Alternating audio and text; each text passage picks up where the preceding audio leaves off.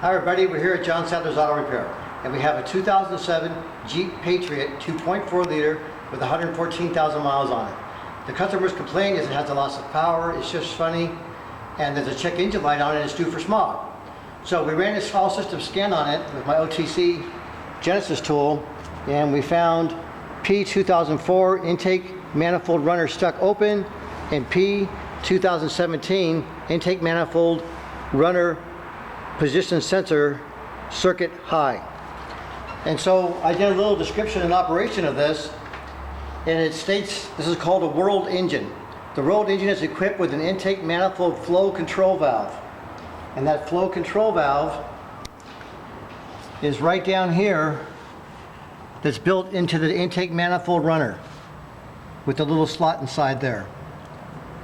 That's the actual control valve itself inside there, and it runs the whole length of the manifold.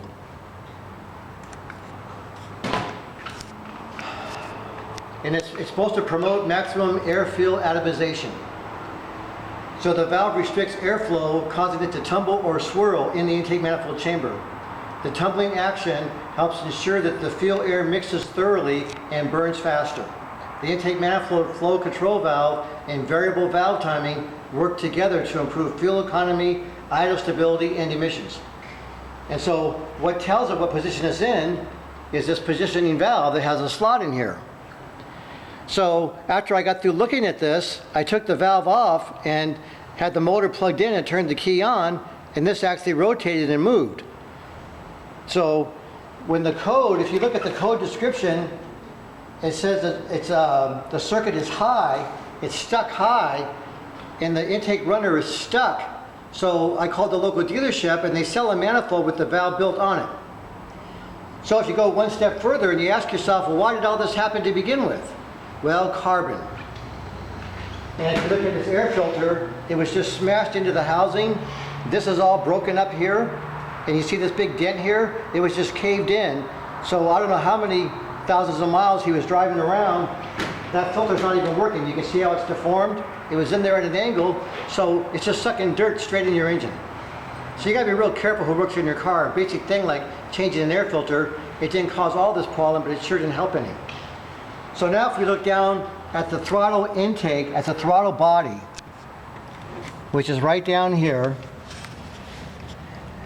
and if we look at the bottom of that valve in there, we can just see it's just jet black with carbon. And if we come up a little bit higher to this valve again, I took a slotted screwdriver in here, and I went to try and move this valve, and you can see it moves a little bit.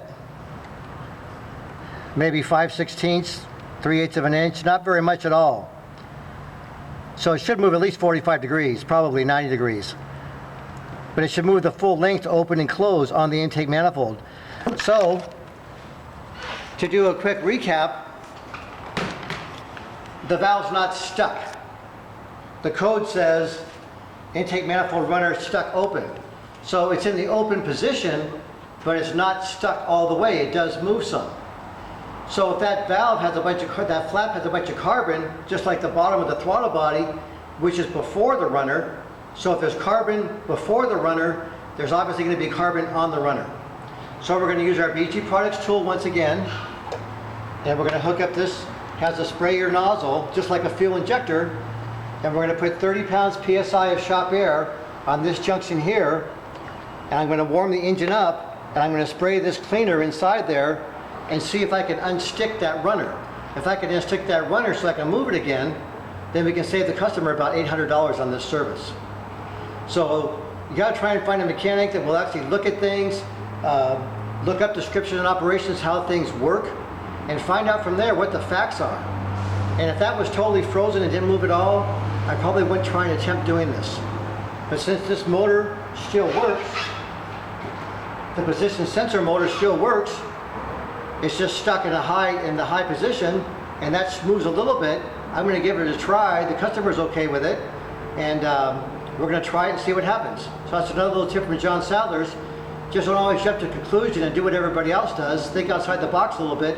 Think about what's the most optimal repair for the customer, which you can save the customer some money. If it doesn't work, then we'll have to put a manifold, but at least we're trying to think outside the box a little bit We found out what caused the valve to start sticking is carbon. There's carbon all over the throttle body, so if we clean that up, there's a chance that that valve may free up and that throttle plate may start to move again and open and close like it's supposed to. So thank you very much and have a nice day.